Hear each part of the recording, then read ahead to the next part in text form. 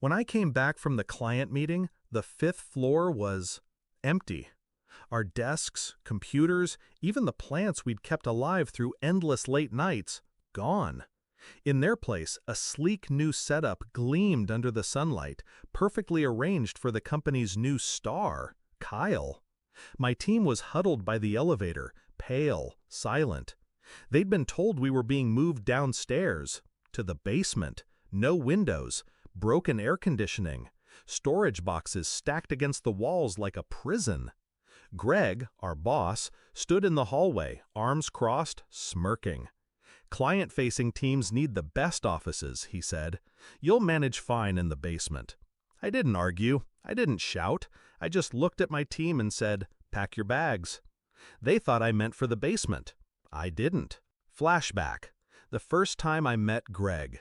He was magnetic. Talked fast, shook your hand like he was closing a deal with you personally. He told me I was the missing piece to his department, said we'd build something unshakable. For 2 years, I believed him. We took the smallest accounts and turned them into the department's backbone. I defended him in meetings when other executives called his methods reckless. I shielded him from client complaints. But Greg was the kind of man who thought loyalty was just another resource, like office supplies, to be used up. The first crack appeared 6 months ago. A deal I'd nurtured for a year suddenly wasn't mine anymore. Greg handed it to Kyle, a fresh hire with a jawline like a recruitment ad and a LinkedIn full of buzzwords. "Optics," Greg said.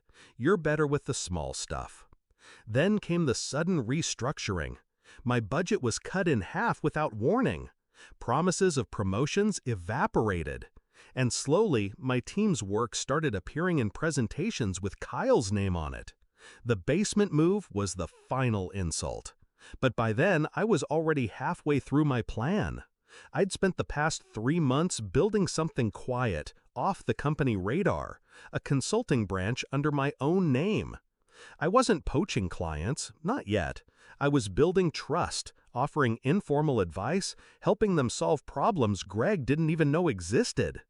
At the same time, I'd been securing NDAs with my team, side contracts, legal, airtight. They thought it was just for some freelance opportunities I might offer them later. They didn't know they were already part of a different company, mine. When Greg moved us to the basement, I knew it was time. That afternoon, I told my team to meet me at the cafe across the street after work. No company laptops, no company email. We sat in the back corner, away from the windows. I laid it out. The clients, the contracts, the escape route. I told them that if they wanted out, they could walk into new jobs, same pay, better terms, by Monday morning. All 5 said yes without hesitation.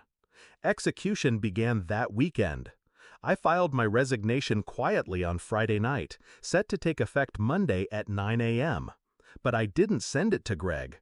I sent it to the board, along with a report, detailed, time-stamped, showing how Greg had been misrepresenting project data and taking credit for my team's work. Monday morning, my team didn't show up to the basement, or the 5th floor. They were in our new office, 1 block away. Clients who'd been on the fence about renewing with the company signed with me instead. Greg called me at 10 a.m. "You can't just take them," he hissed. "I didn't," I said. "They left." "You think you can build something without me?" I smiled, though he couldn't see it. "Already did." I hung up. The real confrontation came a week later. Greg showed up at my new office. He didn't knock, just barged in like he still owned the air I breathed. His suit was rumpled, his tie was loose. "You're destroying me," he said. I leaned back in my chair.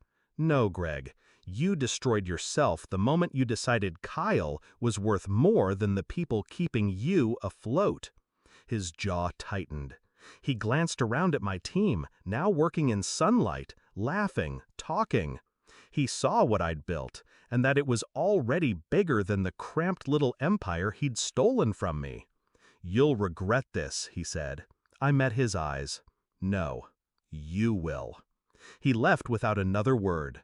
Now, Our client list is growing. My team is thriving.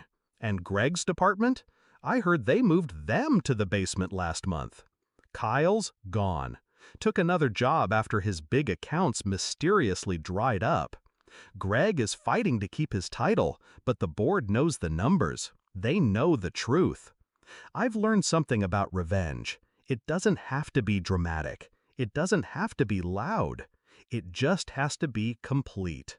When people ask why I left, I just say, the basement didn't suit me. I don't tell them that the basement was the best thing that ever happened to me, or that the moment Greg thought he'd humiliated me was the